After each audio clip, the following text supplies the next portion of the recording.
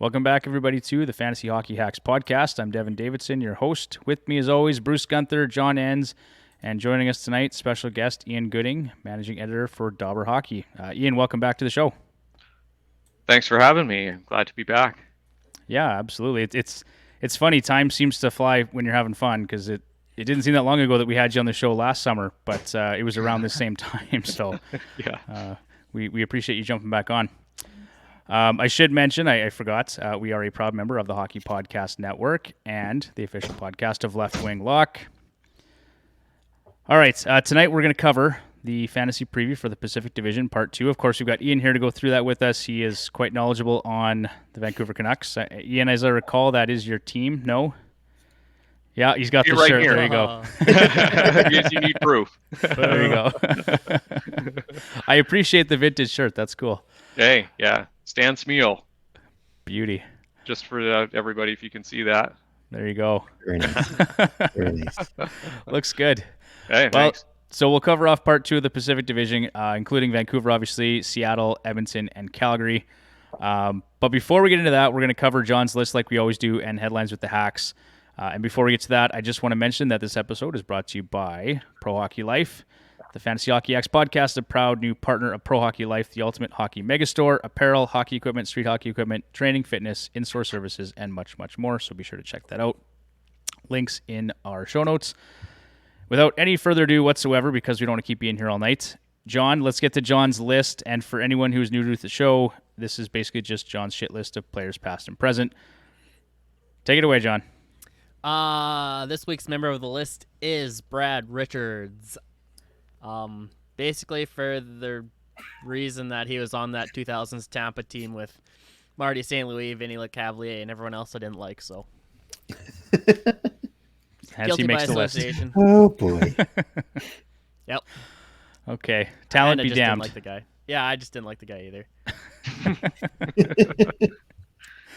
All right. One of these days we are going to actually release that list. We're going to have to brainstorm, John. You and I will sit down for an hour and actually write out some of the guys you've included on that list because it'd be fun to look back at. Yeah. Yeah. One of these days. We're not so busy. Let's jump into headlines with the Hacks here, August 1st to the 8th.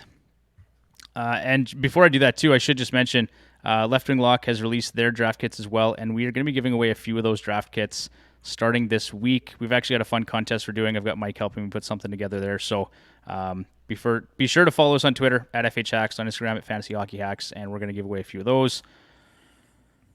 And here we go. News this week. Oliver Shillington signed a 2-year, $2.5 million AAV contract with the Calgary Flames, avoiding arbitration. Shillington posted 31 points, 9 goals in 73 games last year. I think probably with Goodbranson leaving, that maybe leaves a few extra minutes for Shillington to pick up.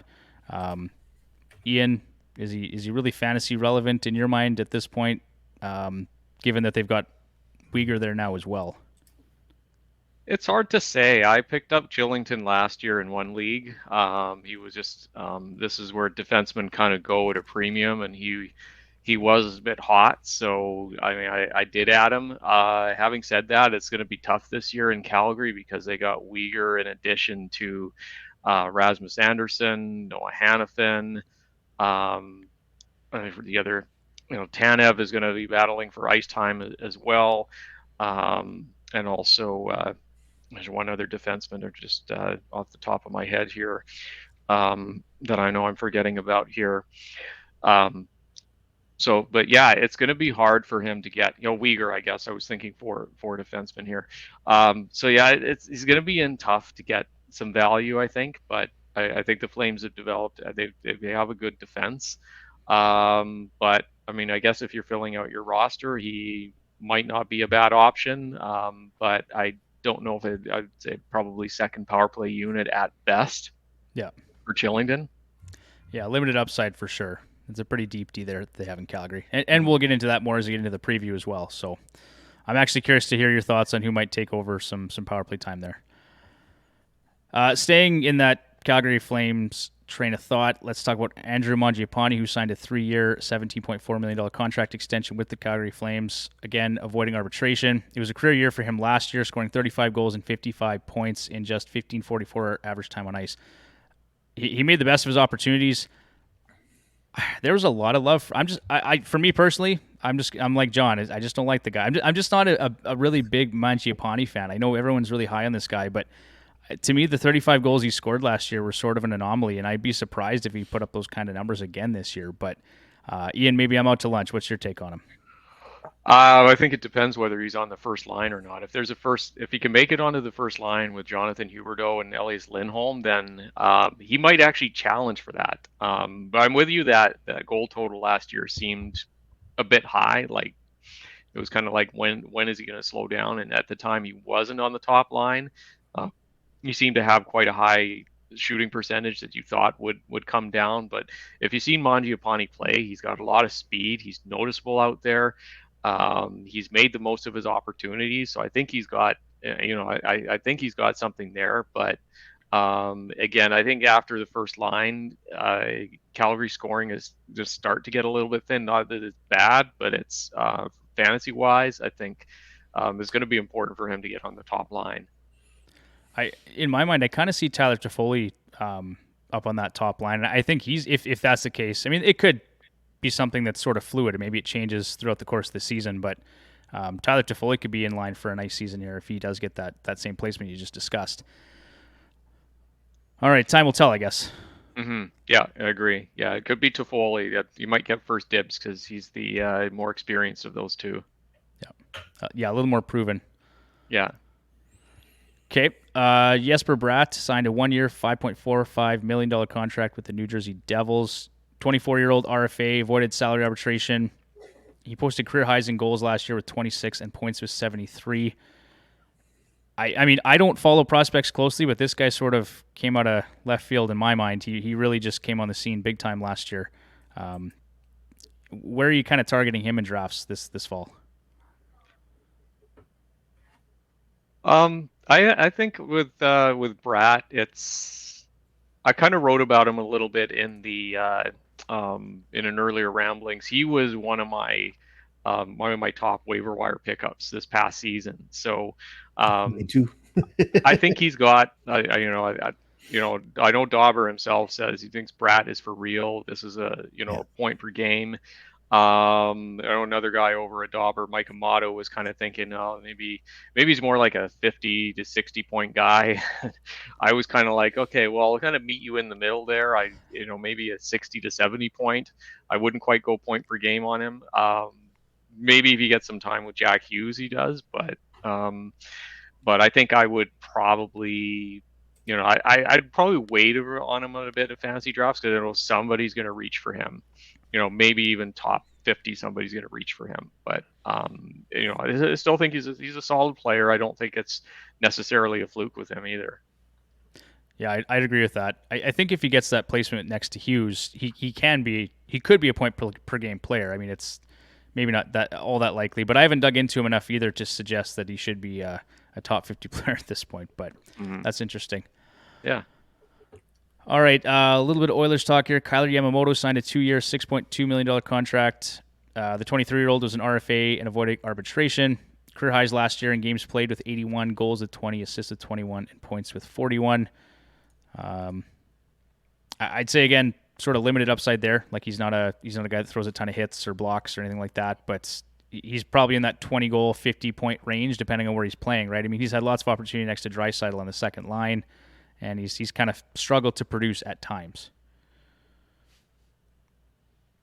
Yeah, I think, top line duty, I think if you can get that in Edmonton is ideal. And if Yamamoto can somehow sneak onto there, then I think that's going to work. If McDavid and Draisaitl are split up, though, perhaps he has some value. But I think with Yamamoto, I've just, last season or two, I've just been kind of waiting for more, sort of wanting a bit more from him.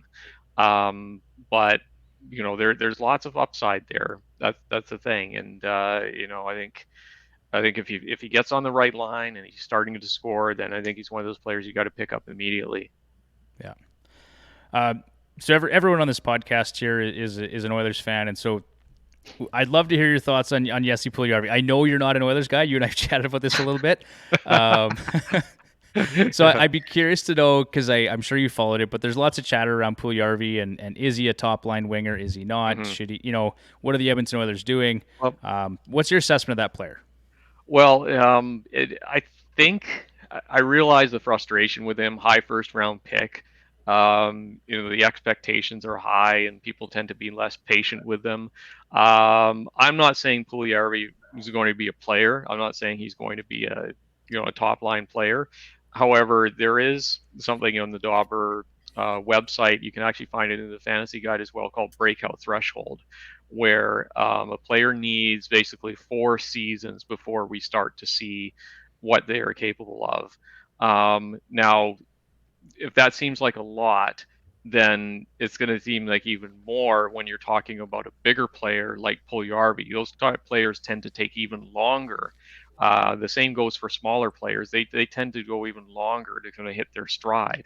So the Oilers, if they want to trade Puljujarvi, if they're eager to trade him, then they have to be careful to get enough return, because they could be making a big mistake on a guy who's maybe hasn't hit his stride yet in the NHL. And again, I'm not saying that he's guaranteed he's going to meet his where he was drafted, because I would say from what we've seen now, he probably won't. But you just have to be careful with that. There's no guarantee that once a player hits X number of games that they're going to, that suddenly, the switch is going to go on and they're going to do it. Yeah. There's no guarantee of that. But to say he's kind of washed up at his age, I wouldn't come to that conclusion. No, I don't buy that either. I think he'll pop at some point, I think, right? But everyone keeps talking about the comparison between him and, oh my goodness, it's just eluded me now. Just signed in Colorado. Sorry, my brain isn't working properly. Nichushkin? Nichushkin. Yeah. So some of the analytics there suggest, they're very similar players, and that the production's coming from Puljujarvi. I don't know if that's going to be the case. I think maybe he has 60 or 65 point upside, but he's great defensively, I guess, and that's really the bonus with Puljujarvi. Mm-hmm. Yeah. All right. Jonathan Huberdeau. So he Bruce, I like your comment here. Huberdeau found a discarded copy of Johnny Gaudreau's 8-year, $10.5 million contract offer from Calgary. Yeah, he sure did, buddy. Changed the name to his and quickly signed it and sent it to the NHL before the Flames knew what hit them. Yeah, I mean, the Flames definitely paid a premium to keep Huberdeau in Calgary, didn't they? I think so. And not that I don't like the player, but $10.5 million is that's pretty hefty. I've talked about this a couple times before. I don't think his production, his 115 point production from last season, is something he's going to replicate this season. Like his secondary assist rate was very high.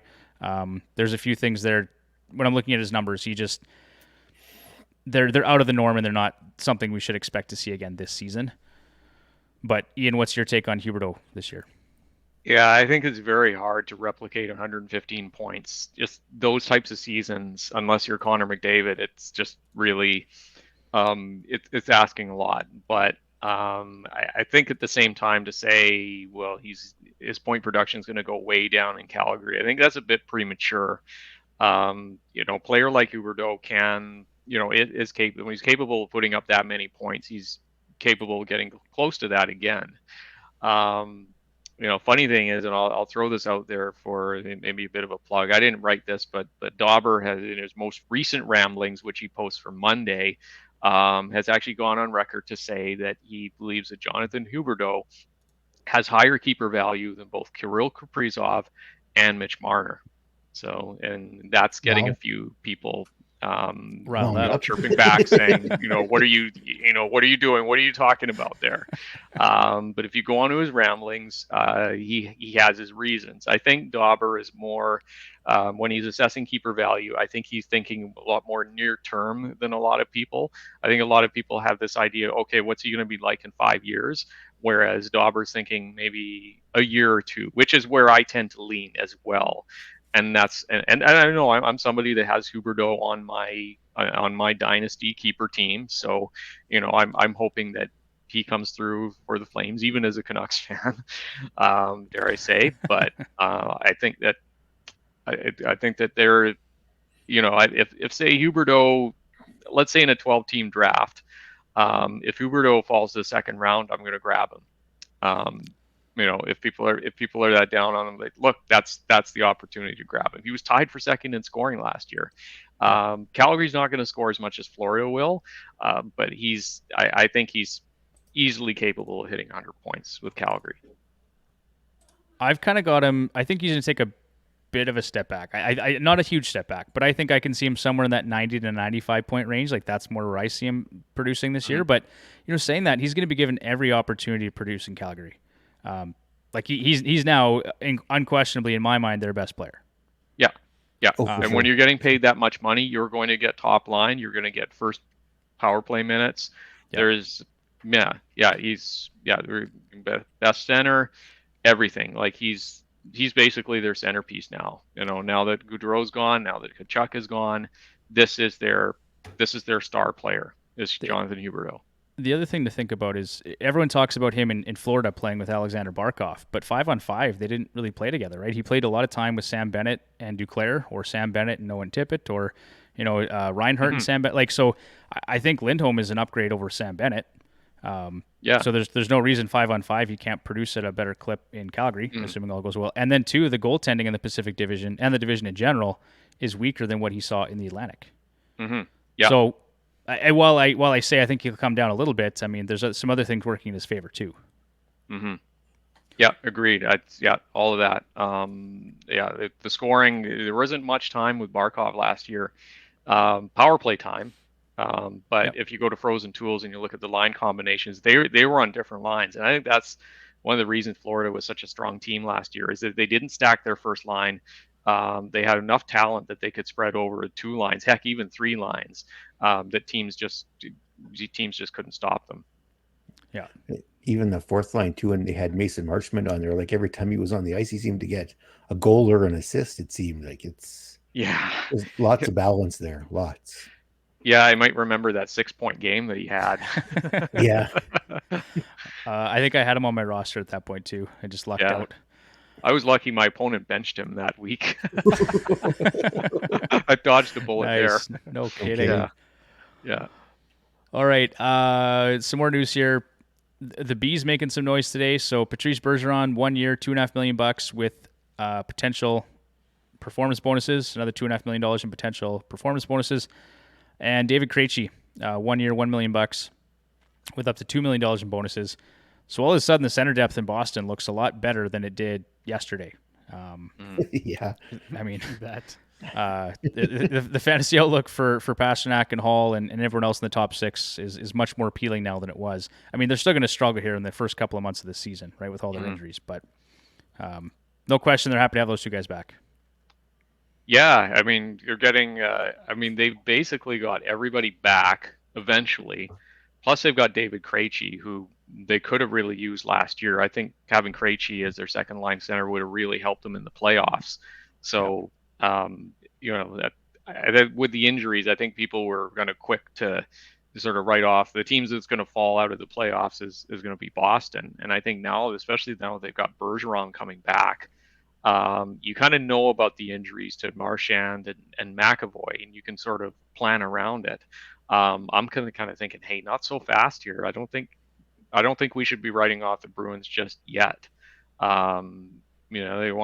obviously want to take at least another, run at the cup here. They've got 1 year.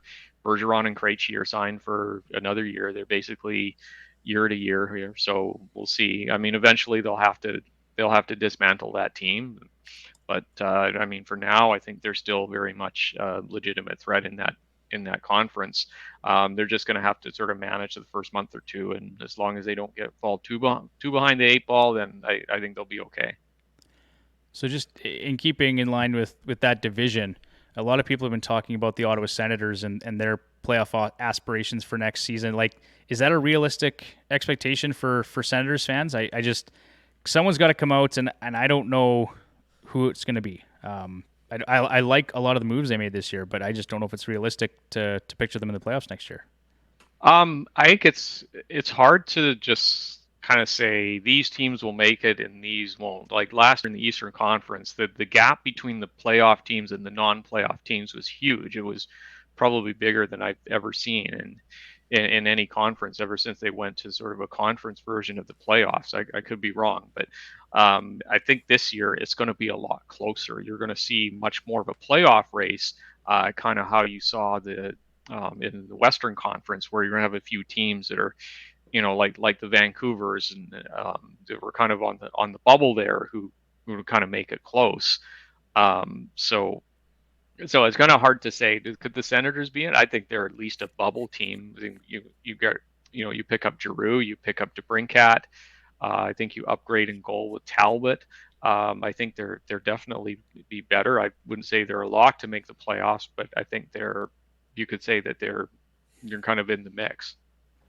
Yeah, I'd agree with that for sure. Yeah, I'll sort of qualify my answer by saying that a lot easier than just saying this team will make it and this team won't back in early August. No, for sure. No question.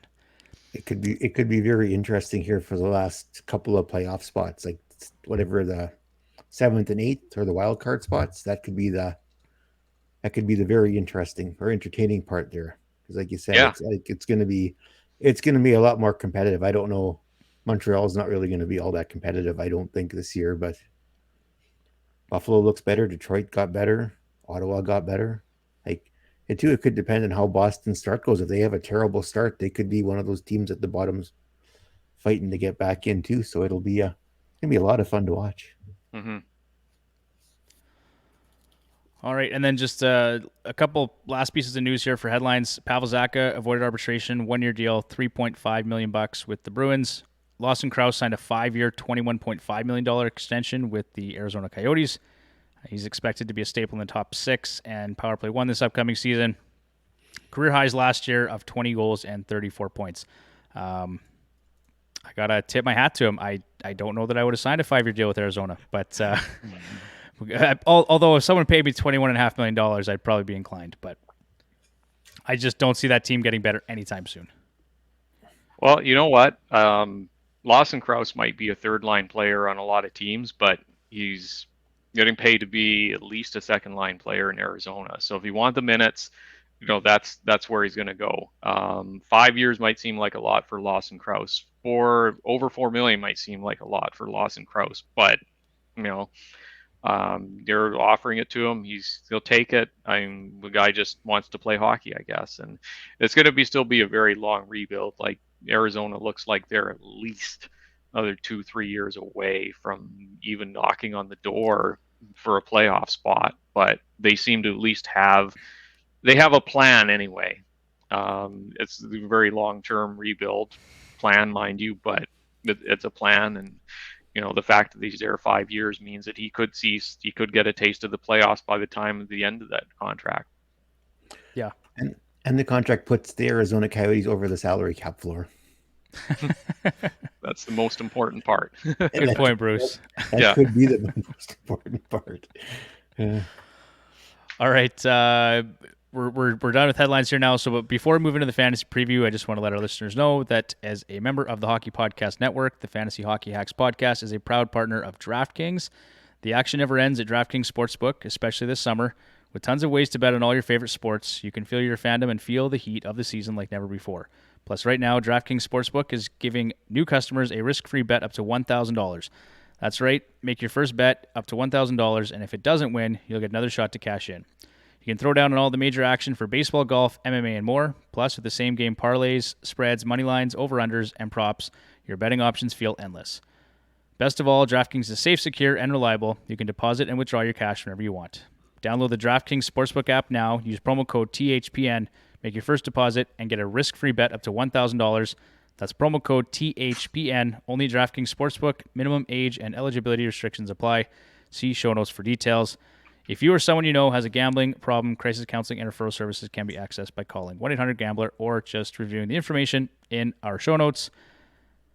And we're done. It's funny, Tyler's not here tonight, so one of the screens didn't go blank. I'm just so used to it now. Conditioned to it. All right, without any further ado whatsoever, the 2022 Pacific Division Fantasy Hockey Preview Part 2. starting with the Calgary Flames, who were 50, 21, and 11. They finished first in the Pacific last year. 3.55 goals for per game, 58.55 goals for percentage, which was first in the NHL. Corsi 4, they were third at 55.26. Power play was 10th at 22.9, and the PK was 83.2, which was 6th.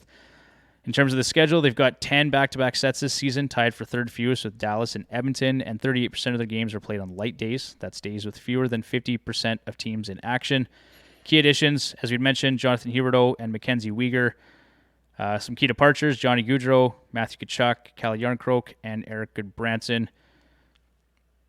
Ian, in your mind, has this team gotten better or worse in the offseason? Kind of thought about this one. I guess overall, I probably think they've gotten a little bit worse because they've lost 200-point scorers in Gaudreau and Tkachuk, and they've only brought in one in Huberdeau. That being said, they've also upgraded on the back end, I think, by acquiring Weegar. They've made what I think is a pretty good defense even stronger by signing Weegar. Now, that is going to be offset a little bit by the absence of Tanev. I know from his days in Vancouver that Tanev spends a lot of time on the injured list, from blocking shots and doing just about everything out there defensively. And, he's lasted, I think, long. I think he's played more games in his 2 years in Calgary than in first 2 years in Calgary I would have projected for him. But now he's going to miss some time. He's having shoulder surgery, so he's going to miss at least the first month. So they're going to need somebody like Weegar to fill in. Maybe that's where an Oliver Chillington steps up as well. So, so they've upgraded their defense. I think they're a little less, not as strong at forward. They have Jacob Markstrom as well, so I think they might shift to a more defensive strategy, and that's one that you think that a coach like Daryl Sutter might prefer. So Markstrom could be in for another good season as well. So overall, I think I think they're probably a slightly worse team. They're definitely still a team that can compete for the playoffs. This offseason could have gone a lot worse for the Calgary Flames, though, once they lost Johnny Gaudreau, but also when we found out that Tkachuk wasn't going to re-sign. So I'm just curious, in your mind, at this point, it's early, but now that Huberdeau has re-signed with the Calgary Flames, can we kind of say one team's won that trade at this point or not? I mean, it may hinge on Weegar re-signing as well, but what's your take on that trade? Yeah, I think it will hinge on Weegar re-signing. Tkachuk has obviously re-signed signed in Florida. You've got Huberdeau signed to the extension. Obviously, those two players are going to get compared for the entirety of their contracts. You've also got, they've also picked up with Cole Schwindel and a first-round pick as well. So I'd say if Weegar resigns, then I think they've really won the trade. Right now, I'd have to put Calgary ahead. When I looked at the return, I first saw it, I was like, wow, that's quite a good return. That's quite a return for Matthew Tkachuk. But then you realized, Huberdeau and Weegar are on the final year of their contract. So this is, if Huberdeau wasn't signing, then this just sort of amounts to a rental and sort of a final kick at the can before they rebuild. But I think that's. I think I would pick Calgary right now, but anything can happen. Okay. All right, let's talk about the top fantasy targets for the Calgary Flames. So we'll start off with Jonathan Huberdeau. And I kind of change this up a little bit, guys, because now we've got the Yahoo projected ranking information. So I'm just going to use that in terms of where they may fall this year. So they've got Yahoo has them at number 11. My points prediction for Huberdeau, 30 goals, 94 points. Last year he had 115 and 30 goals, which is a career high. His 3-year average is 102 points and 29 goals. So, Ian, I'll go to you first. I think you already answered the question, but you're taking the over on that. You kind of see him being more as a 100-point player again this season. Yeah, I'm going to take the over, yeah. Okay, Bruce, John, what's... I'm going to take the over, too. I think he'll hit 100 points again this year. All right, John, you? I'm going over. Okay. All right, I'll stick to my guns. I'm gonna take the under, and I'll just be different. But I think Jonathan's going to be on a mission this year. He wasn't very happy to get shipped out of Florida. I think he's going to do everything in his power to make Florida wish that they did not trade him. All right. Let's move to Elias Lindholm, who is most likely going to be his center. Yahoo rank here for 2022, 2023, projected rank is 45. Points prediction, 35 goals, 72 points. Last year, 82 points and 42 goals was a career high. His 3-year average is 72 points and 35 goals. Something to keep in mind here, though, his team's even strength shooting percentage with him on the ice was 12.5%, which was up. His individual shooting percentage was 17.9%. His career average is 12.6. And then also his shot volume was up at 2.9 versus his 3-year average of 2.6. So I'm just expecting, based on those numbers, some regression from Elias Lindholm. Ian, I'll go back to you again. What's your take on this player? I think that's a fairly accurate prediction. I think in terms of points, I'd probably go a little over though on that, just based on if he's centering Huberdeau. I think I think he could push it up to close to. I think he can get to 75, maybe 80. Okay. John, what's your take on it? I'm going to go over, but just slightly. Bruce? I'm taking the over too. Okay. Bunch of flame lovers on this podcast. Can't be. No, of course not. Of course not. Of course not. All right. Next guy I've got here is Tyler Toffoli, and my points prediction for him is based on him playing on that top line. So I've got him at 29 goals and 60 points next year, which actually looking at it now may be a bit low based on maybe expected predictions for those other two players. But I'm just looking at some of his numbers from the past few seasons. So his 3-year average is 57 points and 30 goals. Last year was a down year for him with 49 points and 20 goals. His 5-on-5 shooting percentage, or team's even strength shooting percentage, was 6.1%, which is actually his lowest since 2018-2019. And his individual shooting percentage was also his lowest since that 2018 season at 10.3%. So some things working against him. Some things were down last year, and I expect that we'll see a bit of a bounce back from him, particularly if he's on that top line. But Ian, what's your assessment on that? I think that's a fairly accurate prediction. If I had to go over and under, I'd say maybe go a little bit under. I think he can definitely reach out in terms of goals. Points maybe not as much, but I'll just go slightly under. Okay, Bruce. I'm thinking along the same lines as Ian. The goal total he'll hit, but I'm not sure if he'll hit the total point. Okay, and John. I'm going over. Just the optimist today. I love it. Yep. His 2022 projected Yahoo rank is 172. So if that does end up being somewhat true, that's some really nice value, I think, for Tyler Toffoli. I think he is a guy you'll get a bit later in the draft. Mm-hmm. And the dual winger eligibility helps too in Yahoo. Be able to play both sides. Yeah, definitely does not hurt. All right, my favorite player, as I alluded to earlier, Andrew Mangiapane. 2022 Yahoo rank 191. Points prediction, I've got 29 goals and 50 points. So last season, 55 points and 35 goals was a career high. His individual shooting percentage was almost 19%. His 3-year average is 18.2, so not really that far off. He just may be a high percentage shooter. Do you see that happening again, Ian? Is he going to shoot at 18 or 19% again this season?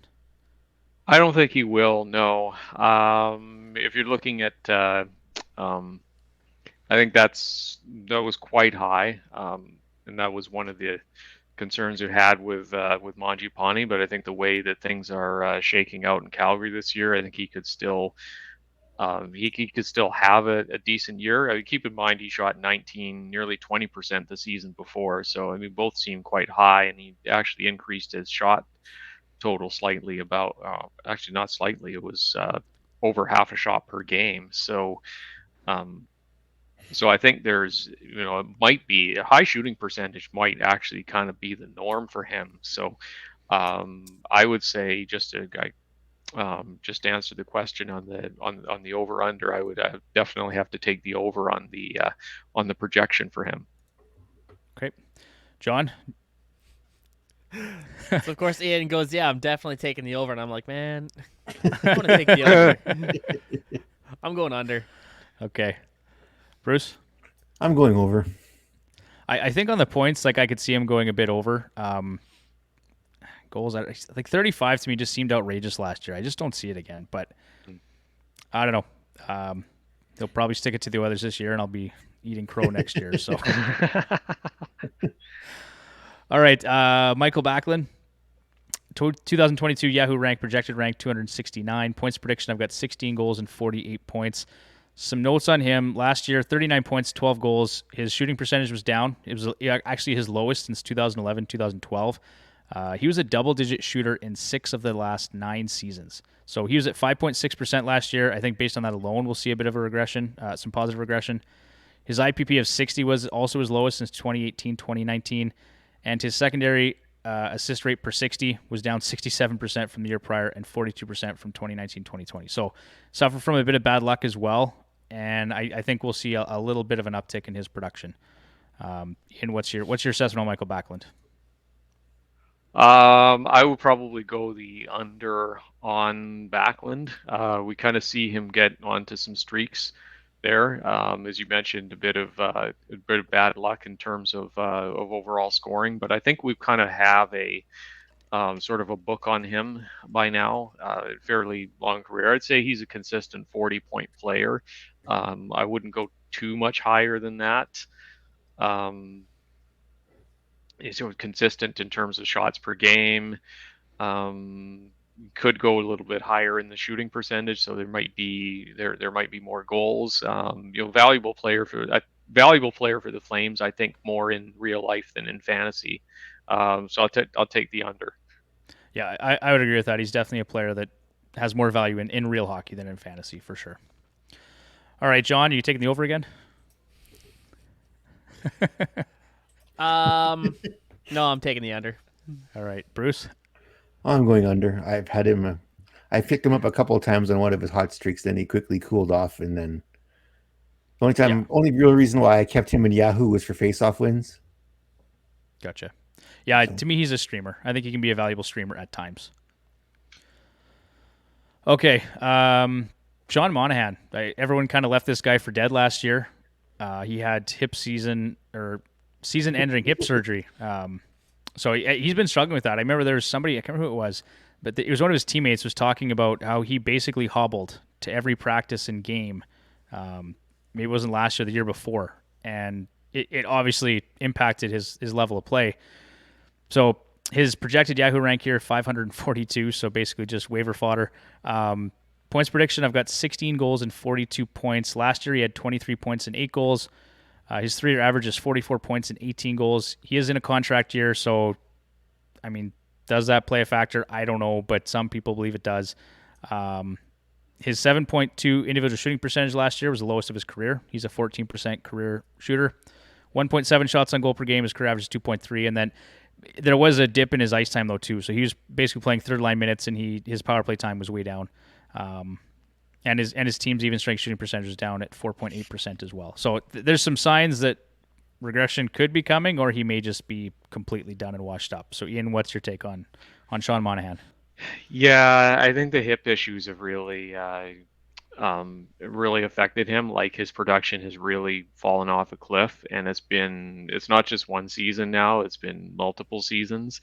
That's what I'd be concerned about. So I would definitely take the under. That being said, there could be more of a role for him in Calgary this year with somebody needed to fill a spot in the top 6. So I could be wrong. He could be he could be better healed and ready for a bounce back. But I'd believe it when I see it. That's fair. Okay, Bruce, do you like the over/under on Monahan for next year? I'm going the under. They're going to have a very expensive third line this year with him and Lucic and whoever else gets stuck on that line. Okay, third or fourth. Yeah, I think it's a miracle for him to be able to try and recapture what he did earlier in his career. I think the hip injuries have really slowed him, and I just don't see it. Okay, John, you see you nodding approval, yeah? Yeah, I'm agreeing to that whole thing. Taking the under. All right. Just in the interest of time, guys, I think for the rest of the pod here, I'm gonna pick out certain players, guys of interest, and then. But for anyone who's listening, if you want all the breakdowns on all these players, it's all here in the show notes on our website, fantasyhockeyhacks.com. So we could have Ian here for 2 hours if we went through every single player. So that's fine. I don't have any other plans this evening. Let's move on to D-men here. Then I've got Blake Coleman here, but let's move on to D-men. Out of Mackenzie Weegar, Rasmus Andersson, and Noah Hanifin, which one, in your mind, has the most fantasy appeal for next season? That's a good question, because I think it depends on what type of league you're in. If you were in a pure points league, I think I might go Rasmus Andersson, just because I think he'll get the first unit power play. At least that seemed that by default. Now I know that Noah Hanifin was starting to get it towards the end of the season and into the playoffs. Right now, I'd have to say that that guy is Anderson, but that could change. I play a lot of those of you who read me on Dobber or follow me on Twitter know I'm big on multi-category leagues, rotisserie type of leagues, although it could be head-to-head as well with many different categories. Weegar checks the box on so many different categories in fantasy leagues. Like Weegar not only can he score, he reached 40 points last year, but he also has a high hit total. He hasn't really didn't really get used on the power play much in Florida, but I think we might get some second unit time with the Flames. High shot total, like over 200 shots last year. Penalty minutes, plus minus, he was a plus 40 last year, and Calgary had a lot of really top plus players this year. Block shots too, 156 block shots. So if you're talking about multi-category leagues, multiple leagues, especially bangers leagues, then Weegar is definitely the guy. Completely agree. I think there's so many leagues now that's like they're including hits, blocks, all that kind of stuff seems to be almost a standard category in most leagues now. So I like Weegar. I think it's one of those situations too. You'll have to watch closely in training camp, right, just to see how they're going to get deployed. Because in my mind, no one really grabbed that power play role. I mean, Anderson was there. He was kind of a guy, and he did fine. He had 50 points last year. But I think Weegar just gives you a different look and completely capable of taking over that role.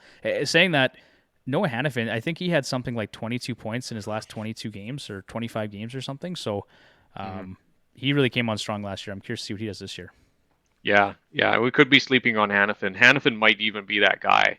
I wouldn't be surprised if it is. Like, my answer definitely wasn't, in terms of Anderson, was kind of more of a default answer. I could easily see Hanifin pulling away here. This is not it's not a cut and dry answer here. You're kind of drafting both of those defensemen maybe a little bit later once all the big names are off the board, but I could see this. I could see them leaning towards Hanifin just as almost as much as with Anderson. The thing about Weegar is you're going to pay a premium for him in drafts, even if you don't want to. Like his projected rank right now is 84 versus Anderson and Hanifin, like you just mentioned, 154 and 152 respectively. So you can get those. That's good value for those guys later in the drafts. And I've actually got Hanifin projected as the highest point total at 45, 9 goals and 45 points. Yeah. Again, it depends on the league. You got to, I think, to just tell people out there that you really got to know your league settings and what you're drafting. Because I think that if you're looking for a Flames defenseman, it really depends on the type of league that you're in and what they'll be able to provide you. Agreed. Okay, and then let's just quickly go over Jacob Markstrom here. His Yahoo projected rank is 43. I've got him predicted for 62 starts, which is a 76% net share, and 35 wins. Last season, 37-15-9 with a 2.22 goals against average, a 922 save percentage, and 13.37 goals saved above expected. He was first in shutouts with 9, fourth in wins, and 12th in save percentage. 35 wins. Do you guys go in the over or under? Ian, I'll start with you. That seems pretty accurate to me. I think 35 wins. I think it's similar to what he got last year. I think because of his volume of starts, I might go a little bit over. Again, I don't know if Calgary's going to be as good this year. I'd say, yeah, I think a little bit over, but it's really, I think 35 wins is a good projection. Okay. John? I'm going to go over. He's going to get 36. 36. Okay. Good answer. Yeah. Bruce? Yeah, I'm going to be over to at least 36 or 37 wins for him. Alrighty, that does it for the Calgary Flames. Let's move on to everybody's favorite team, Edmonton Oilers. Except mine. Except for Ian, of course. Yeah, sorry, I should have mentioned that. Yeah. 49-27-6. They finished second in the Pacific last year. 3.48 goals for per game, which was 7th. 3.06 was 18th. Goals for percentage, 53.17, which was 12th. Corsi, they were a top 10 team at 52.05. The power play was third at 26%, and the PK was 17th at 79.4. They have 10 back-to-back sets this season. They're tied for the third fewest with Calgary and Dallas, and 40% of their games are played on light days. Also of note, Edmonton has a crazy number of games on Saturdays. They play 27% of their games on Saturdays. Hockey night in Canada. Hockey night in Canada, yeah. Mm-hmm. Well, you've got two of the best players in the league, right? So you kind of want to have those guys broadcast on national television whenever you can. Mm-hmm. Connor McDavid, that's what brings in eyeballs. Yeah, right after absolutely. The Toronto Maple Leafs. Yeah. That's what's going to give them ratings. Key additions: Evander Kane. I was actually shocked that that they brought him back or were able to bring him back, and then B, that they brought him back at the price point they did. So that was pretty fantastic work by Ken Holland. Matthias Janmark, also UFA. Key departures: Zach Kassian and his Goliath of a contract was traded to Arizona. Josh Archibald went to Pittsburgh. Duncan Keith retired. Mike Smith, I guess to be determined at this point whether he's going to be on LTIR or he does in fact retire. I've heard there's some talk he may just decide to retire too. So, and then Mikko Koskinen went to Switzerland. What's Smith's injury anyway? Like, I've just been hearing he's been going on LTIR, but what's the old age? Cap circumventionitis. Just wear and tear. Wear and tear, yeah. Okay. Yeah, the Mark Stone chair shot for salary cap reasons. Yeah. Oh, okay. Yeah, no one's really aware, I guess, but okay. I'm sure they could come up with something. Well, he could probably just retire, and they can give him a cushy scouting job or player development job in Edmonton. So we'll see how that goes. In your mind, did this team get better, worse, or really no different in the offseason here? Oh, and sorry, I should have mentioned Jack Campbell as a key addition as well. Yeah. I'd say about the same. They may have upgraded a little bit in net with Campbell. Obviously getting Kane back was a huge get. Just so I'm kind of basing that on them already having him last year, so it didn't lose him. I'd say the pieces that they lost, the goaltending was an issue for Edmonton, let's face it. Although Mike Smith did have the hot run late into the season and kind of into the playoffs a bit there. So, maybe Campbell replicates that. So I'd say they're definitely a challenger for the Pacific Division. I'm really hoping we get the Jack Campbell from the first half of the season last year and not the Jack Campbell from the second half. Yeah. Because he looked great in the first half of the season. Okay, let's move on to top fantasy targets here then. Not to spend a ton of time on McDavid and Draisaitl. I kind of think you know what you're going to get out of those guys within a few points, really. I've got McDavid set at 48 goals and 132 points this year. Is that pie in the sky stuff, Ian, or is that kind of where we would expect to see him? I might bet the under, but that's also saying he's going to score well over 100 points. Just when you start to get into that kind of territory, it's you're gonna get it. It's just really hard to sort of pinpoint exactly how many when he has that. The only thing that's going to slow him down is a potential injury. So I might put something similar to last season's 120 points maybe, but that's I think we're kind of splitting hairs here. Lead the league in scoring again. Okay, Draisaitl, John's favorite player. 53 goals and 116 points. That's kind of what we expect from him. His 3-year average is 120 points and 51 goals. So I think I've kind of got him maybe just a touch higher than that. But Yeah, Yeah. you kind of forget about Draisaitl with David sometimes. I may go slightly under on him, but that's not a whole lot. He should be able to break 100 points as well, barring injury. So you and John are pretty much on the same page with Leon Draisaitl. I think so. Yeah. Yeah. Sounds I'm right. I'm a big Draisaitl fan. I love his game. I love his attitude. Like he's not a McDavid's level, but he's so damn close. Like he's just he's a very very good player. Yeah. Bruce, what's your take on Draisaitl? Oh, I love him. Well, whether he's playing with or without Connor, he's putting up points now. Where before they always said that, well, he's got to score, he's going to be tied to Connor's hip, right, for him to get points, and he showed now here in the past season he doesn't need that. He doesn't need to have Connor on his line to put up points. So it could be a dogfight again between these two, between who's got the most points by the end of the season.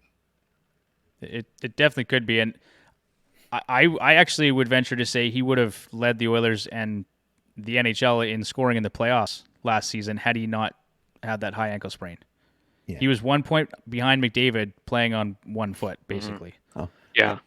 And the line X factor could be whichever line Evander Kane plays on. If Kane plays on McDavid, you might see McDavid get that higher total. If Kane plays more with Draisaitl, you could see. I think it's all going to be placed where you see which wing or where Hyman and Kane are going to go. I think that could be like it. It's going to be a lot of fun to watch. Either way, there's going to be a ton of points going around in Edmonton. A ton. Yeah. Mm-hmm. I think, my opinion, we'll see Kane playing a lot with McDavid. I think he played a ton with him last year. Like he played a bit with Draisaitl, but not very much, I don't think, at even strength. I can look that up, I guess, or if somebody else wants to. Well, let's talk about Evander Kane, I guess, since we're on the subject. So, projected Yahoo rank 78, points prediction 40 goals and 72 points. Last year he had 39 points, 22 goals in 43 games played. His 3-year average is 68 points and 35 goals. So, Ian, do you like the over/under? Does he hit 40 playing next to McDavid next year? Is it 40 goals is really hard to hit. Let's see if he's never hit 40 goals before. I guess there's a chance he could with McDavid. I think I'd probably go the under. 30, I'd say 30 at least, maybe even 35. He had a solid year though. I think he really seemed to fit in with the Oilers. Close to a point per game.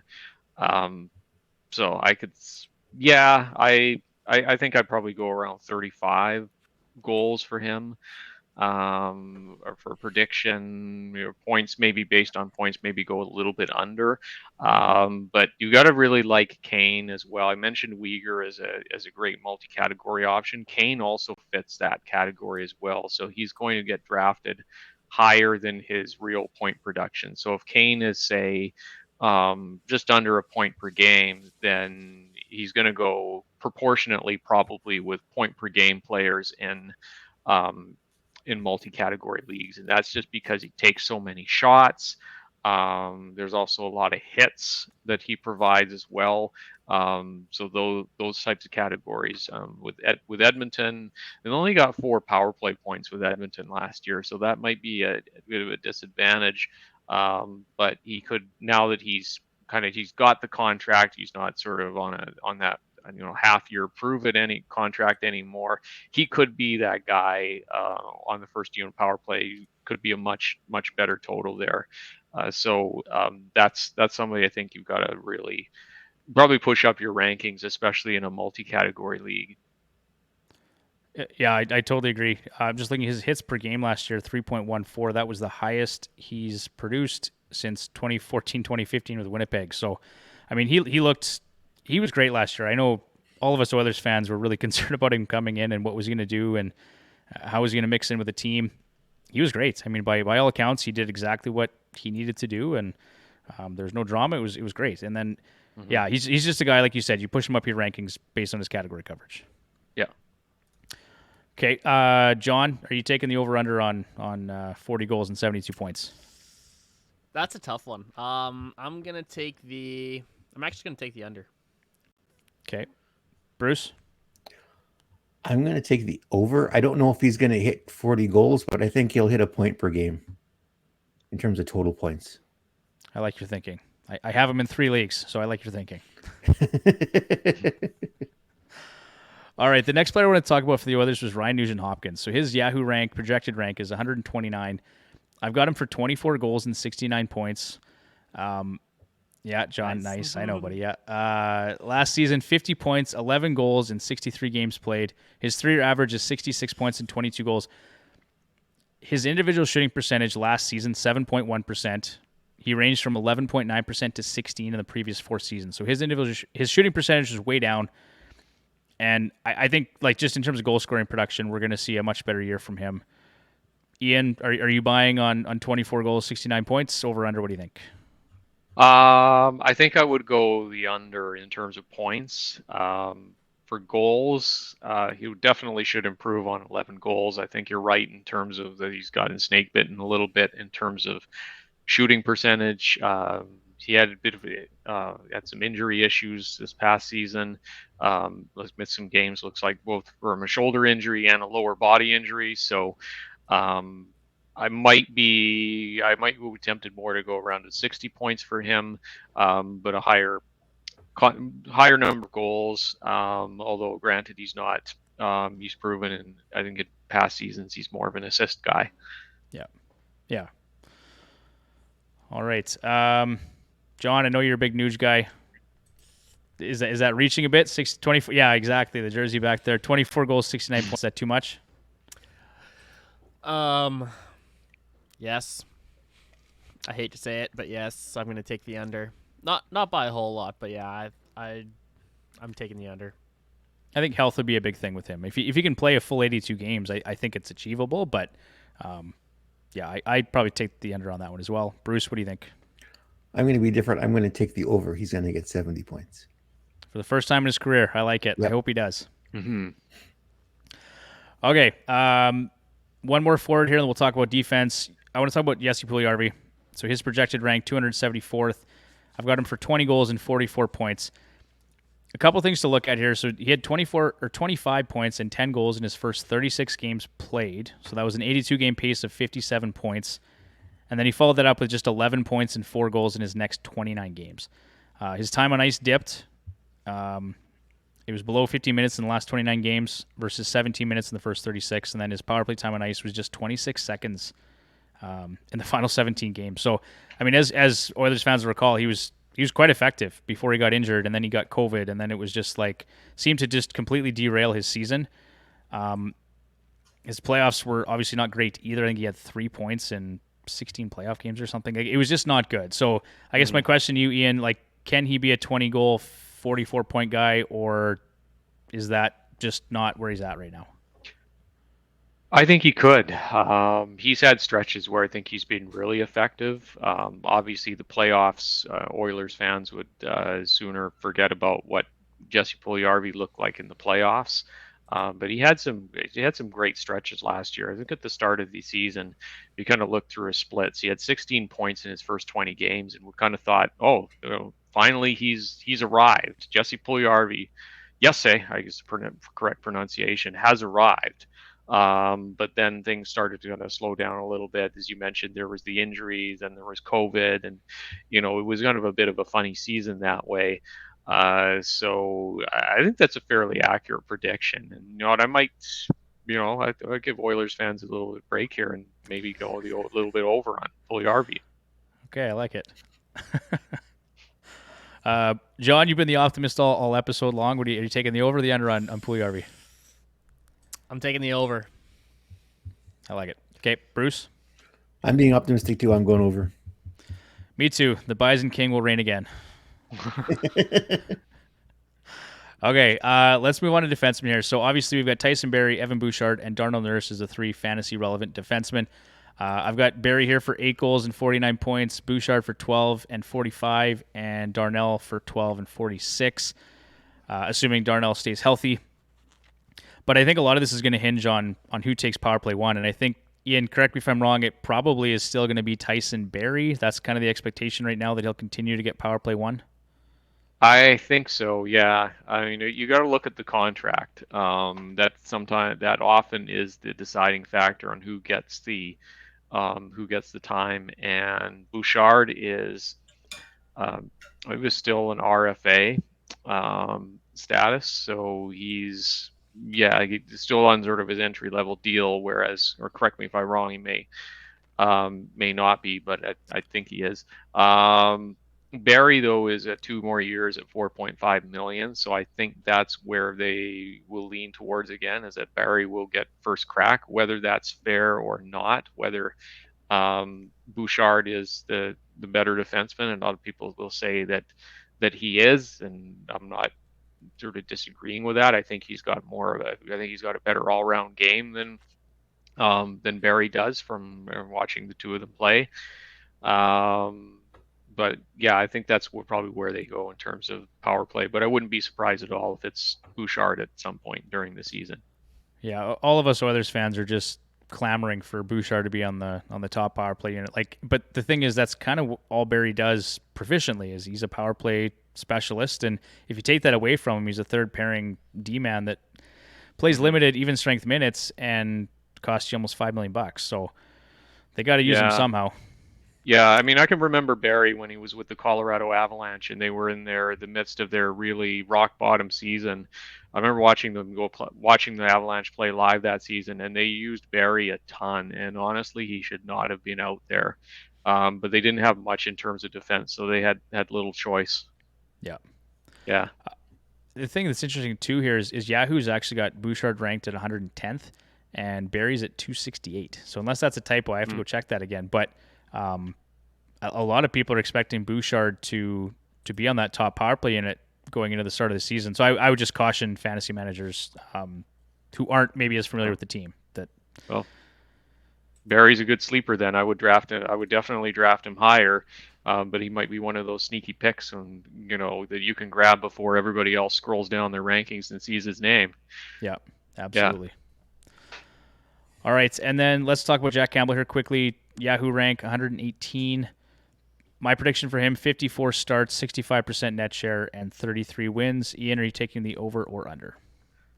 In terms of wins, I think I'm going to go a little bit under, just because I could see Stuart Skinner kind of factoring into the goaltending equation a little bit more. Not to say he's the starter, but Campbell has been up and down. I think he'll provide a good wins total though, playing for the Oilers. I think there's that. What his other numbers his ratios are really going to be anybody's guess. There could be a lot of the 6-5 games again for the Oilers, where they you pull out the victory, but he does the damage to your goals against average and your save percentage. So we'll see. It'll be interesting to see how he fares in Edmonton. Fingers crossed. There should be less excitement than when we had Mike Smith here. So. Yeah, they really called it the Mike Smith experience, though. That's what we had to call it. I don't know if we called it in Edmonton, but everywhere else it was the Mike Smith experience, because it was just a real roller coaster. It was. It was a lot of fun to ride. Yeah. No. Yeah. It was trash.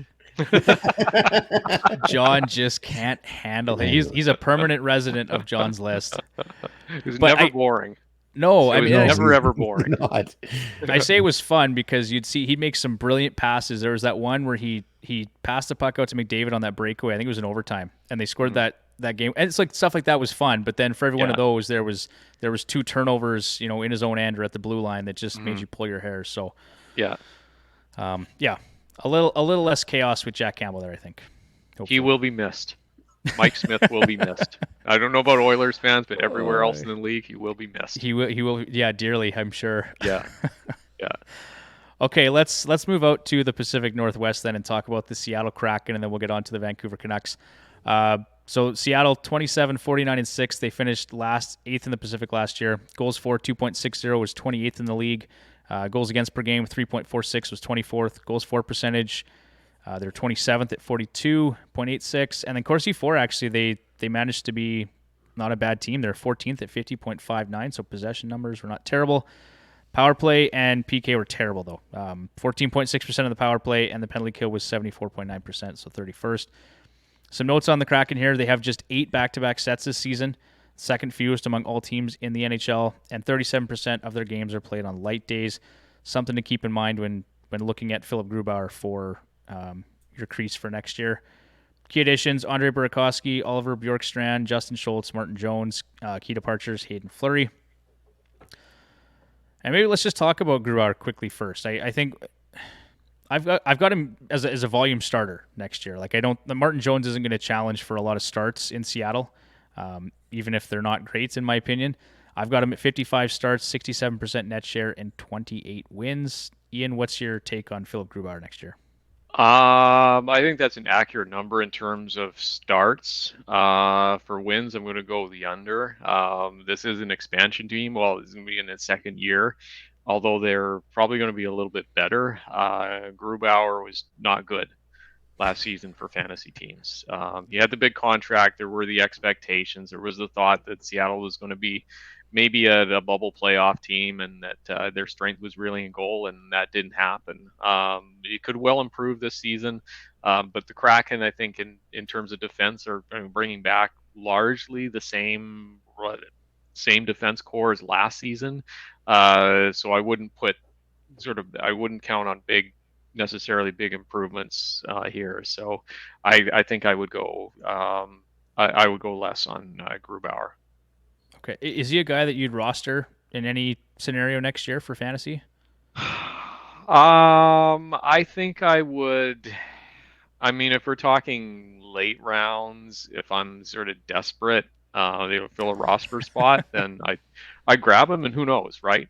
I mean, I could say I would totally grab him. It would just be more of, if I needed a starting goalie, or if I see he's undrafted, then why not put him on my roster? Maybe he puts together a string of good starts, and who knows? Goalies are so hard to predict nowadays. So I mean, you could spend, we've seen big name goalies that have failed in past years. We've seen, Gills and Keeper, these have probably been waiting on Carter Hart, and he's been, the Flyers have taken a real nosedive, and so is he. Carey Price has dealt with injury issues. He used to be a guy that was at or near the top of the goaltending rankings. Even Grubauer was kind of up there when he was with, because he played for Colorado. So I mean, you got to take the goaltending with a grain of salt. I mean, there's a few guys out there like Vasilevsky and Shesterkin that you're going to take early, but just it could be, there's going to be at least one surprise goalie that's going to be drafted, and it's going to be overlooked in a lot of leagues, and they're just going to put together an incredible season. And who knows, maybe it's Grubauer. So I wouldn't be drafting him early, but if you're talking late in the draft and I need to fill a spot and I've got room for one more goalie, then why not? Sure. Okay, let's continue things here in reverse order then. Let's go to Vince Dunn here. His Yahoo rank is 200, projected rank 200. My points prediction for him, 10 goals and 40 points. His 3-year average is 35 points and 10 goals. His shooting percentage was down a bit. It was his lowest since 2017, 2018. And his secondary assist rate per 60 was elevated a bit last year. So you might see some secondary assists come down for him. But Ian, what's your take on him for the season? I think that's a fairly accurate prediction for the point total. I might go a tiny bit under on that one, but not too much. It looks like he's going to have the first unit power play now with Mark Giordano gone. So I could see it happening for him. I wouldn't really go much higher than 40 points in terms of a range from that. But it could be, 40 points is I think that's a reasonable prediction. I think some good value there too, because if you're getting him somewhere around the 200 mark, if that's the ranking, if that correlates a little bit to your draft, your ADP, for that kind of production, that's great. I mean, yeah, absolutely, he's really nice 4th or 5th defenseman option. Mm-hmm. Bruce, what's your take on Dunn for next year? I'm going to go slightly over. I think with the additions they've made on the forward group for going this year, I don't know if his goal total will go up, but I think his assist total will.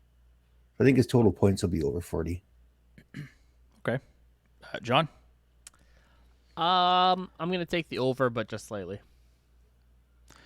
All right. Yeah, there's lots of question marks when we talk about the forward group here, right? Bruce, you said lots of changes. I like a lot of the moves they made. Like Bjorkstrand was a great, like for what they paid, was it a third and a fourth round pick? Yeah. I thought that was a steal to get Bjorkstrand there. I liked Burakovsky. What else did they do? I mean, and they've got Beniers and they've got Shane Wright. Shane Wright was a steal in the draft. Like that was such a good get for them. But let's start with Beniers actually. So we've got very limited data to work with on him. He had 9 points, 3 goals, and 10 games played. So an 82-game pace of 74 points and 25 goals. But obviously take that with a grain of salt because he played 10 games. So I've got him at 24 goals and 65 points. Kind of puts him in line with something similar to what we saw from Zegras last year. Ian, I know it's really hard to project rookies, especially if they haven't played much, but what's your assessment of that player? I think I'd go under just because, again, the rookies are hard to predict, and there's no guarantee that that he's going to replicate from from last season. That was a limited sample size. That being said, he very well could be their first line center this season. You could get something. You could get something even higher than 65 points from him, or you could end up with something far, far lower too. So you're talking about a real wide range of potential outcomes here for Beniers. So I think if that's the case, I think I'd probably go under on there. I think 50 points seems like a reasonable projection, but maybe even 60. That's just my opinion. Okay, no, that's totally fair. Bruce, what's your take? I agree with Ian. I don't think he'll get to 65. I think if he said 50 to 60, I think will be. It's going to depend on where they're going to put him. If they're going to put him in the first line and stick him to the Wolves here and right off the bat, then I think that total goes down. If they shelter him a bit, then that total could go up. But if he's going to play top competition right away, I don't think he'll hit 65 points. Okay. Let's go to Andre Burakovsky here. Yahoo projected ranked 214th. Points prediction for myself, 25 goals, 60 points. Last season, he had 61 points and 22 goals playing with the Avalanche. Obviously, this is a different scenario. He's not going to be getting time with McKinnon and Rantanen and whoever else. Ian, do you like him at 25 and 60, or do you think he's going to come in under? Maybe a little bit under. Just I think that he had some good line mates with Colorado.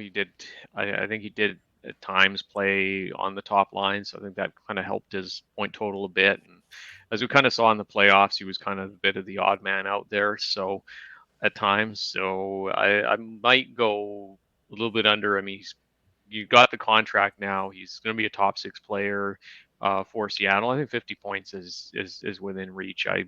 But I think I'd still go a little bit under on the 60. Okay. And John, I saw you nodding in agreement there, so you're taking the under. Taking the under. Okay. Bruce? Yeah, I'm taking the under too. Alrighty. Bjorkstrand, like I said, like this pickup for Seattle. His Yahoo projected rank of 236th. I've got him for 30 goals and 62 points. Again, might be a bit high, but Ian, do you like the player, I guess, first of all? Yeah, I mean, I like the player. He's shown signs of some really top-notch production when he was in Columbus. Funny thing is I was actually in Seattle when he got traded. I didn't hear anybody talking about it though. I think they were kind of more focused on the Mariners' 14-game win streak at the time. So I'm sure. Just thought I'd throw that little anecdote in, but I think I'm probably not quite as high on Bjorkstrand as others are, just because I haven't seen continuous sustained production. So I'd probably go a tiny bit under on that one, but it still seems like 60 points seems like a fairly reasonable projection for him, and I think it's a good get for Seattle to get him to. Yeah, absolutely. Bruce, what's your assessment of Bjorkstrand? Do you like? He's done some good things here in the past, but what do you think? Yeah, I'm going to take the under too. I think he'll be like just under like 60 points. But he's shown too that he can produce with. He didn't have too many great line mates in Columbus either, and he was able to put up points. So, all right, John. See how it goes. I'm on the fence with this one. I'm going to say slightly under. Alrighty. We've got some other projections here, but the only other one I really want to get to is Jared McCann. he kind of came out of nowhere last season, and lots of people were saying the production wasn't sustainable. He had 50 points and 27 goals in his first season with Seattle. His team's even strength shooting percentage with him on the ice was at 8%, which was down from the 2 seasons prior. And he had an IPP of 81, which is high, obviously. I mean, his 3-year average is 63, so he was up significantly last year. I still do like the player, though, for 27 goals and 57 points. Do you like the over or the under, Ian? That's a fairly reasonable projection, I think, for McCann. I might go a little bit under, but not too much. Again, I don't think Seattle has a really, aside from Beniers and Shane Wright when he arrives potentially, I don't think you really don't really have any guys that you can say, yeah, these are elite scorers, and these players, by being around this elite scorer, is going to really thrive yet. So that's why I'm maybe not that bullish on their scores yet, but we'll have to see. Again, if Beniers is as good or better than he was late last season, then that could change, and you could see some of these point totals start to get bumped up a little bit. Alrighty. John, you're getting the nod of approval over there? Yeah. Oh, yeah. Okay. Bruce, what do you think? I'm going to go with the under, slightly under. Alrighty. Everybody's optimism is starting to wane around here. Holy, okay. We haven't even gotten to the Canucks yet. I know. Well, there you go. So I saved We're best just for last. There you go. I saved best for last just for you, Ian. Vancouver All Canucks, 40, 30, and 12, finished 5th in the Pacific. Goals for per game of 3, which was 18th. The goals against of 2.82, which is 25th. Goals for percentage, 51.57, which is 15th. Their Corsi for percentage, 50.29, which is 16th. Power play was a top 10 power play at 23.5%, and the PK was awful. I'm not telling you anything you don't know there, Ian, I'm sure. 30th ranked awful. power play. Yeah. It was awful, and then some, particularly early in the year. Okay. They couldn't kill a penalty early in the year to save their lives. Yeah, they weren't great to start the year, were they? No, in general, but the penalty killing was a big part of that. Yeah. Yeah. They've got 13 back-to-back sets this season, so they're tied for 6th most with Buffalo, Colorado, Montreal, and Winnipeg, and 38% of their games are played on light days. Key additions for them: Andrei Kuzmenko, Curtis Lazar, who's UFA from Boston, Ilya Mikheyev, UFA from Toronto, and Colin Delia, UFA from Chicago. Key departures: Yaroslav Halak. So first up, I guess Andrei Kuzmenko, I was surprised to see that he signed in Vancouver, but I don't know a lot about the player. Do you know much about Kuzmenko? And what would the expectations be for him next year? This is another one where it could be fairly, all over the map here. I mean, if you're expecting the next Artemi Panarin, I think that's a bit much. I think we've got to temper our expectations on him. I could see him as maybe around a 40-point guy. That's going to be really hard to predict. It depends on where the Canucks use him. I think they've assembled a fairly good top 9. So even if he's on the third line, I think there's a potential for 35 to 40 points. You just never know with these KHL players. Like you could get somebody that comes over here and is a standout. The other ones might it's a completely different game from the KHL, completely different lifestyle. There's the language barrier. There's other, the living here, other challenges. I remember Shipachyov from Vegas a few seasons ago couldn't, Yep. He looked like he was almost a sure thing. And then he was, he was back to Russia before you knew it. So as it's really hard to say. I'm gonna just say 40 points, but that's I could be way off. I didn't even include a projection for him because there's no information really other than what you would see in the KHL, and it's just a different scenario. So I just didn't include it, but I was curious on your thoughts. Okay, yeah. Ilya Mikheyev, I guess we've got him as well in our projections. I've got him for 21 goals and 43 points last season. 32 points, 21 goals, and 53 games played, but both his individual shooting percentage at 14.3% and his shot volume at 2.8 shots on goal were the highest of his career. So I guess maybe temper expectations a little bit, but are you taking the over/under? What do you expect to see from Mikheyev for next season? I think if he stays healthy, I think he could go over. The fact that the Canucks have given him that contract, I think means that they're going to, they're going to give him responsibility. He may end up on even the top line. That's something he wasn't going to get in Toronto. Again, the injuries kind of befell him. I don't think he's an elite scorer by any means. Maybe these are, maybe because I'm a Canucks fan. Maybe that's why I take, taking the over on him. But that's probably how I see it. Maybe something like 47 points might be more of what I'd expect from Mikheyev. Okay, and probably a guy you'll be able to scoop up off the wire. His projected rank in Yahoo is 422. So unless you've got some Canucks fans out there like yourself that are pretty savvy on the player, I'd say either late in drafts or off the waiver wire. Mm-hmm. Yeah, probably pretty good value for that player, right? So. Yep. Okay. Yeah, and there's good multi-category value with him too. Okay. Underrated, and we probably haven't seen it just because of the injuries that he's had. That's the thing with him, is that it's sort of an incomplete because he's never. I mean, they hit the COVID shortened season. He played 54 or 56 games, but prior to that, he's only played 53 and 39 games. So we haven't seen it's been hard to see a real full body of work in terms of what he can do. Okay. Bruce, do you like the over/under on Mikheyev? I'm going to take the under, but just slightly. I'm thinking like around 40 points.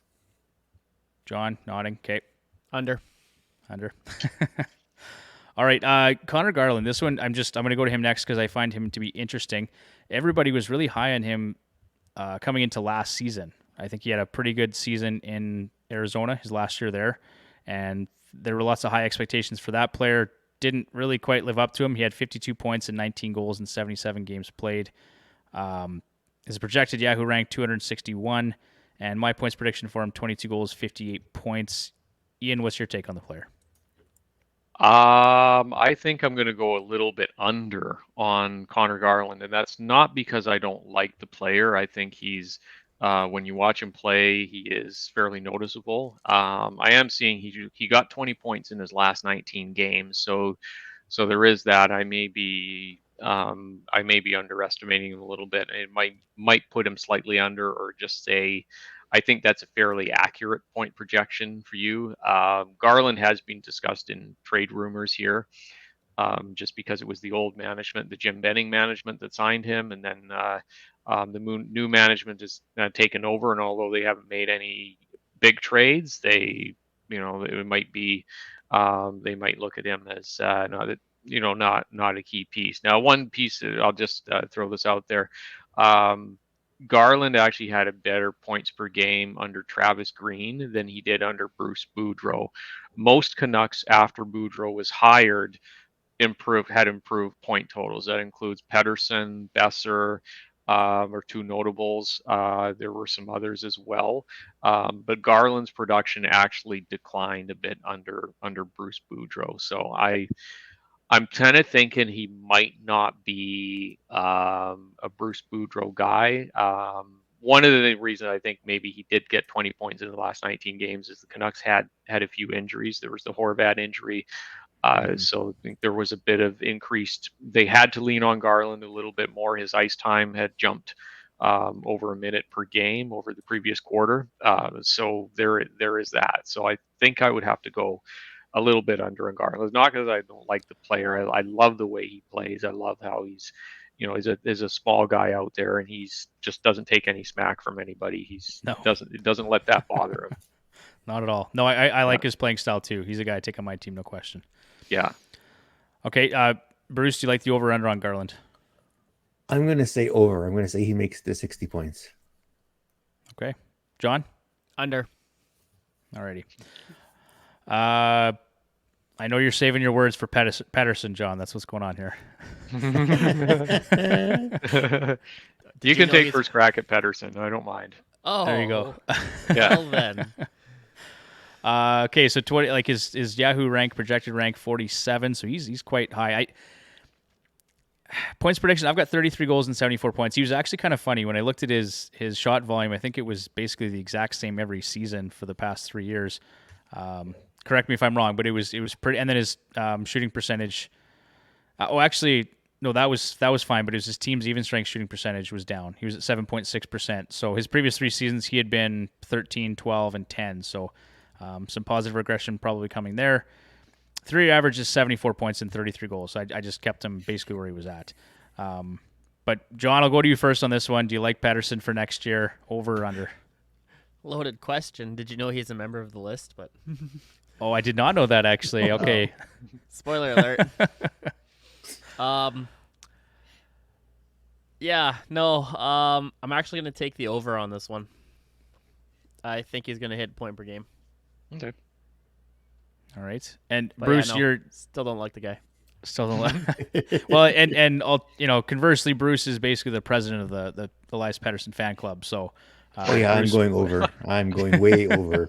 Okay. Way over. Bruce has drafted this guy, I think, pretty much every season since he was a rookie. So, Drafted, or at least try. If I haven't been able to draft him, try to trade for him every season. Okay. for better or for worse, right? Yeah, better. It doesn't matter. I'm in. And then, Ian, what's your take on Pettersson? I can't disagree with you guys. I gotta take the over. I think I'd say he doesn't quite reach point per game, but he gets fairly close. He had some struggles last year. I think part of it was the wrist, part of it was confidence, but he seemed to, during the second half, especially when Boudreau took over, second half, he was over a point per game. So I think you guys are, reasonable in predicting the over on Pettersson. And the wrist was an issue. I think he's put that behind him. He could be in store for a really good season. One thing I'll say fantasy wise about Pettersson, I think he's a much better player in pure points leagues than he is in roto leagues. I find that his roto totals are multi-category totals are a little bit light. So I'd just be cautious if you are, especially in a bangers league. I would just be cautious about picking him up too high.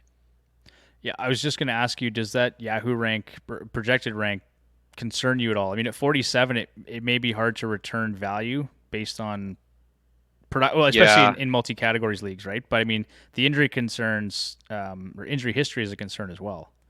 Yeah, the injury concern's a bit of a history. The concern. There's also the categories. I mean, I guess if you're looking at upside in terms of scoring, it might make. I would probably wait a bit. I think in the top 100 roto rankings and that I have for Dobber Hockey, if off the top of my head, I believe I have a little bit lower than that. Not too much, but a little bit. So yeah, that's something I think you've got to really think about in terms of whether you're drafting Pettersson. Now, if he starts to struggle, I'm putting out the trade offers for him for sure, and that's what I was doing last year when he started out slow. I think Chris Letang had gotten off to a hot start, and I wasn't sure if that would be sustainable or if another injury was just around the corner. So I think I offered Letang for Pettersson, and the Pettersson guy, who happens to live in BC, turned it down. So, but I was kind of happy he did. I was keeping Letang was probably my better move anyway. Yeah, Letang's looked great the last couple seasons. He's finally just stayed healthy, and yeah, if he can stay healthy, he's one of the best multi-category defensemen you can get. Yeah, and that's pretty confident of Pittsburgh to give him 6 years. That's I don't think I would have done that. That was bold. No, we talked about that in a different podcast. I wouldn't have either, but yeah. JT Miller. He's on the final year of his deal, correct? Mm-hmm. 99 points, 32 goals. It was. I'm sure you watched that game against the Oilers. I think it was the final game of the season. They had him out there every second shift, I think, like trying to get that one. And I kind of wanted him to get it, but obviously at the same time I didn't. But I've got him, like, his Yahoo rank, projected rank at 21. I mean, I know he's a phenomenal player in terms of multi-category coverage and obviously 99 points, but is he going to be there again? I've got him at 30 goals and 92 points. Where do you see him, and is that projected rank too high in your mind?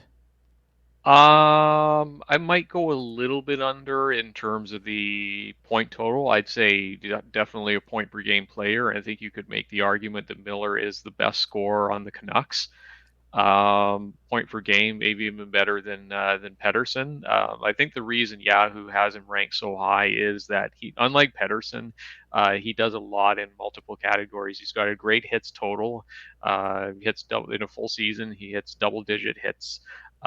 Shots on goal. He had over 200 shots last season, which is pretty good. It's not elite. Power play points. He hit 38 power play points last season, which is a great number as well. So and of course the scoring, which is a big part of it. If your league counts faceoffs as well, he had 666. There you go. For those of you who like that number, he got that many face-off wins, which is very good as well. So I could see that's why you're going to see Miller ahead of Pettersson. The two of them could be very close in terms of scoring at the end of the year, but if you're taking multiple categories, you got to go with Miller ahead of Pettersson. I really like the player. That rank scares me. I wouldn't be willing to pay up for Miller at 21, but fair enough. I mean, with Miller, I was in a keep for experts league last year, and I think I had a late. You keep 4 players, and then after that, they all go into a draft. And Miller was available. I had late first round pick, or late 5th round, I guess you call it. yeah. And I grabbed Miller, and he delivered easily top 4 value. I haven't really decided on my keepers yet, but he's definitely strong consideration to be one of my keep 4. I'd be very comfortable with him at that point in the 4th or 5th round sort of thing. Yeah. Yeah. Okay, Bruce, do you like the over/under on Miller? I think he hits 100 points this year. Okay. I think he's going to. I've always been tentative to draft him, but just watching like the last 2 seasons, yeah, he'll hit 100 points. I wouldn't have any hesitation to draft him. That's just music to Ian's ears. Well, the other thing you got to think about too with Miller is that the Canucks going to trade him. Yes. The thinking was that they were going to trade him at this off season, that he was going to get traded at the draft, and that never happened. And then suddenly Tkachuk came onto the market. Now you've got Kadri, who's still unsigned, so that's kind of creating a bit of a, what's going to happen with Miller here. So it's looking more and more like he's going to start the season with the Canucks, and they may have to trade him at the deadline. But I mean, if they're in a playoff race at the deadline, then why would you trade your top scorer? That doesn't make a lot of sense. So it might just be that he ends up going to UFA, and they might lose him for nothing. So I don't know, even though that's probably not good asset management. You can just ask Calgary about that, but it's a tough situation. Yeah, it's a tough situation because it's going to have to at least partially be a hockey trade. If they trade Miller, then they're going to have to get at least something back in terms of current assets. Yeah. Unless the Canucks are bad the next year, and they'll, in that case, they'll really try to unload Miller. Okay. John, you're taking the over/under. Under. Alrighty. Let's talk Bo Horvat, because he was off to a pretty good start last year. 52 points, 31 goals in 70 games played, and then obviously injury hits, and he was. What was the injury again, Ian? Do you remember? It was an ankle injury, lower body injury. I believe it was an ankle. Yeah. Yeah. I just remember him trying to kind of hobbling off the ice, with something. I think he blocked a shot, and I believe it hit his ankle. But yeah, it was not a good injury. They could have used him for those last few games. I mean, their playoff hopes were kind of slim at that point, but they were playing well. So you figured it was at least, wasn't out of the woods, but losing Horvat didn't help them at all. Neither did losing Demko.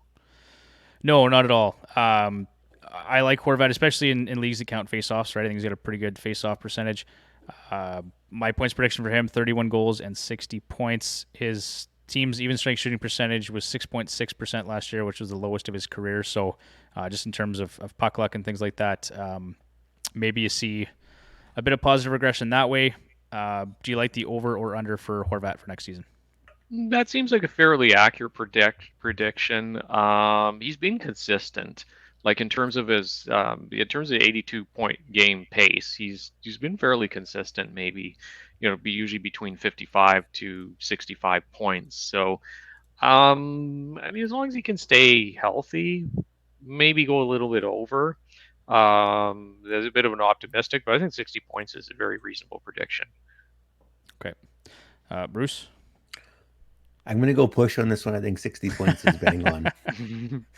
That's not allowed. Mike did it one time, and now everybody seems to do it. John, what are you taking on this one? I'm taking the under.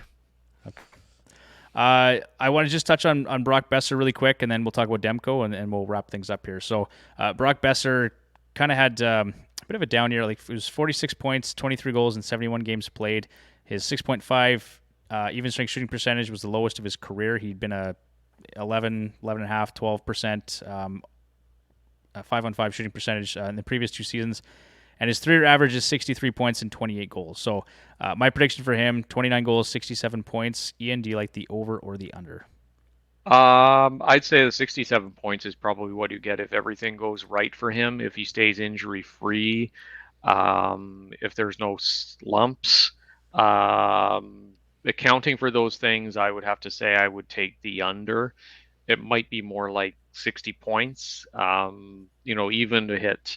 I don't believe, just off the top of my head, I don't believe he's ever scored 30 goals in a season, even though it looks like he's going to. Yeah, he's got four seasons of 20 goals, but he's never hit 30. So that might happen this year. I mean, he has really improved under Bruce Boudreau. It looked a lot better. So that could well happen. I think he was, last season was a really tough one for him personally as well, because his father was ill. His father just recently passed away. So maybe this season will be a little bit better for him, and he could put it together with, he's had good chemistry in the past with Pettersson. So, Pettersson has a great year. If he hits point per game, then that could maybe help Besser too. I think for now, I would probably go under on Besser. Okay. John, do you like the over or under on Besser? I'm taking the under. Bruce? I'm taking the under, but just slightly. I'm taking 65 points. I'll take the over just to be different. 30 goals, 70 points. Okay. And let's just touch on Thatcher Demko really quick. Projected Yahoo rank 67 currently. My prediction for him, 63 starts, 77% net share, 35 wins. He played 64 games, I think, last year. 915 save percentage, 5.26 goals saved above expected. He was 9th in wins with 33. He had just one shutout, and he was 25th in save percentage. I mean, Ian, could Thatcher Demko be a top 5 goaltender next season? Is that possible?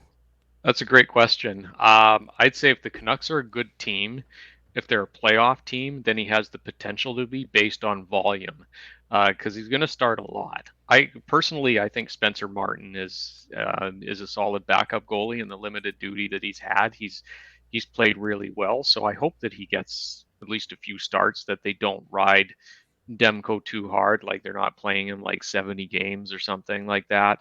But he's shaping up to be very similar to Jacob Markstrom. I think the reason Canucks fans aren't really sweating losing Jacob Markstrom, because Demko has come in and filled in admirably, and you've seen some of his saves that he's made that have just been like, what was that? And he seems to be able to handle the workload, although if it continues year after year, I might be a bit concerned. I mean, I think there was some rumor going around that it was, that he was dealing with some sort of serious injury, and somebody on Twitter made the bold prediction that if the Canucks were smart, they should trade him, because he's not going to last with this injury, and I'm not sure I would buy that. But I think it's important that the Canucks don't overwork him either. But I'd say if everything goes right, I could see him as a top 5 fantasy goalie this season. Okay. And 63 starts, 35 wins, that's kind of in the ballpark, or? Yeah, it is. Absolutely. If I had to pick an over and under, maybe this is the Canuck in me, but I'll go a little bit over. Okay. John, what do you think? I'm gonna take the over. I would take the over too. I wouldn't be shocked to see another couple starts, 65 starts and 36 wins or something. Like I really like Demko. I've had him once or twice before, and I think the biggest thing is if the Canucks are a good team, right? If they can, yeah. Bruce, what's your take on it? I'm going to take the over too. If you take the Canucks that were under Boudreaux as opposed to they were Green, I think he'll be over this year. All right, perfect. I didn't touch on their defensemen. I think Quinn Hughes, guys, we've seen maybe what his ceiling is. I think I've got him 8 goals and 66 points. He had 68 points, 8 goals last year. So is is that kind of what we expect from him? Is maybe not double-digit goals and 60 to 65 points? Yeah, I mean, I think that's reasonable. I think he's reliable in terms of his point total. Honestly, there isn't a lot of dialogue with him in Vancouver, and I don't say that as and I say that more of a compliment than anything, just because he is reliable. He seems to be the most known quantity on the team in terms of the value he provides on the power play. What his his defensive skills might be only average, might be decent compared to, and he's less of a risk taker out there than somebody like, say, Tyler Myers. But in terms of fantasy, I mean, he's potentially, in terms of points, he's top 5, potentially a top 5 defenseman. So yeah, I think that's 60 plus points seems very reasonable for Quinn Hughes. Okay. Well, on that note, we will call it an episode. That does it for part 2 of the Pacific Division. Ian, thank you very much for taking some time to sit and chat with us this evening. We really appreciate it. I'm just going to mention one other thing here, guys. Ask the Hacks. We're still running that segment. So if you have any fantasy hockey or just questions in general, you know what? It's August. We got some time to answer some random questions, whether it's what kind of food Bruce likes or whatever John likes to drink, whatever. Send us some stuff. I've gone full Wilson here if you're watching on YouTube, just to show some of our partners.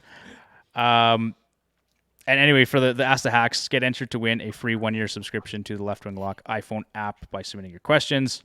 And then 2, be sure to give us a follow on Twitter, because we're going to send out that contest information tomorrow or the next day to win a free draft kit from Left Wing Lock. Also, we are painstakingly close to 1,000 followers on Twitter. I think we're 3 away. So if you haven't followed us already, go give us a follow. That's a big milestone for us. We'd like to get over that one. And then, of course, we're on Instagram as well at Fantasy Hockey Hacks. Submit your questions, fantasyhockeyhacks.com. Check out the website, fantasyhockeyhacks.com as well. And guys, we'll see you next week. Ian, thanks again. All right. Thanks for having me. Absolutely. Take care, guys. Bye. Bye, Felicia.